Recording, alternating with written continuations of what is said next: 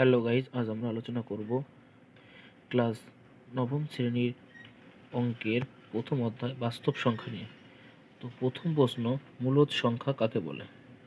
উত্তরটি হবে যে সকল সংখ্যাকে পি বাই কিউ আকারে প্রকাশ করা যায় যেখানে পি এবং কিউ পূর্ণ সংখ্যা এবং Q not is equal to zero এবং পি ও কিউ এর মধ্যে এক ছাড়া অন্য কোনো সাধারণ উৎপাদক থাকে না, তাদের মূলদ সংখ্যা বলে।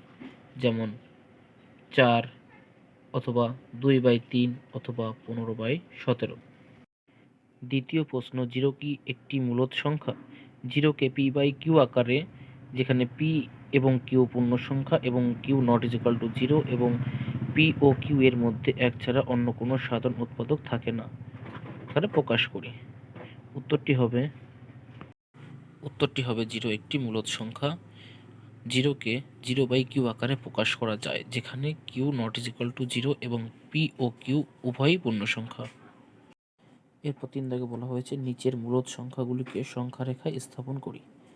প্রথমে আছে 7। তো এগুলো করতে হলে প্রথমত আমাদের এখানে একটা আমরা সোজা দাগ নেব এবং এই মিডল পোর্শনটাকে আমরা 0 ধরে নেব এবং 0-র বাঁ পাশে যে সংখ্যাগুলো থাকবে সেগুলো মাইনাসের ঘরে আর যে ডান পাশে যেগুলো থাকবে সেগুলো প্লাসের ঘরে। তাহলে এখানে আমরা -1 -2 লিখে দিলাম। যেহেতু আমাদের 7 এইটা আছে প্লাসে, যেহেতু আমাদের সংখ্যাটি আছে জোড় সংখ্যা অথবা প্লাসের দিকে 7, সেক্ষেত্রে আমরা প্লাসের দিকটাই বেশি নেব। এখানে আমরা করলাম এটাকে 1, এটাকে 2, এটাকে 3, 4, 5, 6, 7। এখানে নিয়েছি 7, এদিকে আরেকটা ঘর আমরা নিয়ে নেবো এক্সট্রা 8। যেহেতু আমাদের 7 নিতে বলা হয়েছে, তাহলে আমরা 0 পোর্শন থেকে শুরু করে +7 অবধি যাব। আমাদের যেহেতু উত্তর চেয়েছে 7, তাহলে আমাদের এখানে 0 থেকে প্লাসের দিকে আমরা 7 ঘর গেলাম, এটাই হচ্ছে +7, এটাই উত্তর। পরের সংখ্যাটি আছে আমাদের -4। আগের মতোই প্রথমে একটি দাগ নিয়ে নেব এবং এই পোর্শনটা যে কোনো একটা জায়গায় আমরা 0 নিয়ে নেব, কারণ ডান দিকটা হচ্ছে প্লাসের, বাঁ দিকটা হচ্ছে মাইনাসের। যেহেতু সংখ্যাটি আমাদের মাইনাসে আছে -4, সেক্ষেত্রে আমরা মাইনাসের দিকটা বেশি নেব। -1, -2, -3, -4, -5 আরও নিতে পারি। এখান থেকে 1, 2। যেহেতু এখানে আছে -4, সেক্ষেত্রে আমরা এখান থেকে -4 অবধি নিয়ে নেব, এটাই উত্তর। পরের অঙ্কটি আছে আমাদের 3/5। অঙ্কটি করতে গেলে আমাদের প্রথমে আগের মতন এখানে একটি প্রথমে দাগ নিয়ে নিতে হবে। আর 3/5 মানে আমাদের এখানে মনে রাখতে হবে এটা 0-র থেকে বড় এবং 1-এর থেকে ছোট। তাই আমরা যে কোনো একটা জায়গায় 0 মিডল পয়েন্ট করলাম। বাঁ দিকটা হচ্ছে -1, -2, যেহেতু এটা প্লাস আছে সেহেতু আমরা এখানে 1 অথবা এখানে 2 দিয়ে দিলাম। এবার যেহেতু এটা 0-র থেকে বড় এবং 1-এর থেকে ছোট, সেহেতু আমাদের নিচে দেখতে হবে সংখ্যাটি কত আছে। এখানে যেহেতু আছে 5, তাহলে আমাদের 0 থেকে 1 এই পোর্শনটাকে 5টি ভাগে ভাগ করে নিতে হবে। 1, 2, 3, 4, 5, 1, 2, 3, 4, 5। এটা 0 আছে, তার মানে 0/5। এটা আছে 1/5 মানে 5 ভাগের 1 ভাগ।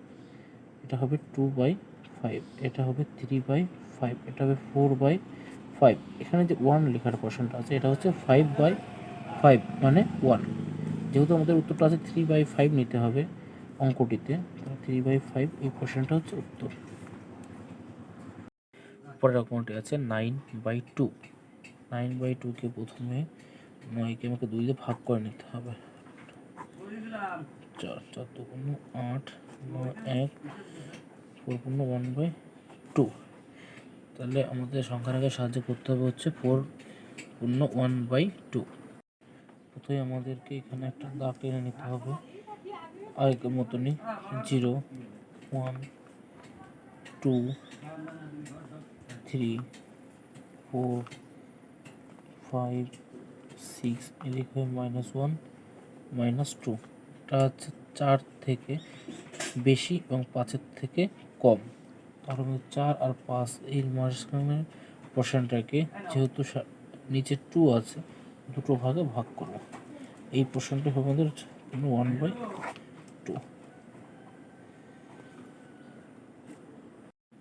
পরের অঙ্কটা আছে 2/9, মানে এটা 0-এর থেকে বড় এবং 1-এর থেকে ছোট। সেক্ষেত্রে আমাদের নিতে হবে এটা 0, এটা 1, এটা -1। এইবার যেহেতু নিচে 9 আছে, আমরা 0 থেকে 1 এই পর্যন্তকে সমান 9টি ভাগে ভাগ করব। 1, 2, 3, 4, 5, 6, 7, 8, 9। মানে এটা হচ্ছে 0/9, এটা 1/9, এটা 2/9, এটা 3/9, 4/9, 5/9, 6/9, 7/9, 8/9, এটা হচ্ছে 9/9। যেহেতু আমাদের করতে হবে 2/9, 2/9 মানে এইটা হচ্ছে উত্তর। পরের অঙ্কটি হচ্ছে 11/5। এটা প্রথমে 11কে 5 দিয়ে ভাগ করে নেব। 5 দুগুণ 10 থাকলো 1, 2 পূর্ণ 1/5। এবার সংখ্যার কাজ সাহায্য করতে হলে এটা হচ্ছে 0, 1, 2, 3, 4, -1।